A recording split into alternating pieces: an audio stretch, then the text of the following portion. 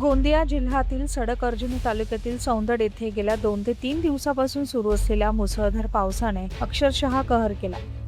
अनेक नागरिकांच्या घरामध्ये थेट पावसाचं पाणी शिरल्याने जनजीवन विस्कळीत झालं असून घरातील धान्य, जीवनावश्यक वस्तू, फर्निचर आणि इतर साहित्य मोठ्या प्रमाणात भिजून नुकसान झालंय. सगळ्यात गंभीर म्हणजे मान्सूनपूर्व नाल्याची साफसफाई वेळेत न झाल्याने पावसाचं पाणी वाहून जाण्याऐवजी थेट नागरिकांच्या घरात घुसल्याचा आरोप स्थानिकांकडून करण्यात येतोय.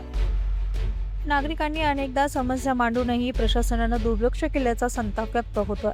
उपसरपंच रोशन शिवणकर यांनी सांगितलं की गावातील नाल्यांची वेळेत साफसफाई झाली असती तर आज ही स्थिती निर्माण झाली नसती. निष्काळजीपणाचा फटका आता सामान्य नागरिकांना बसला असून अनेक कुटुंबांचं मोठं आर्थिक नुकसान झालंय. प्रतिनिधी सुधीर शिवणकर, लोकन्याय मराठी, गोंदिया.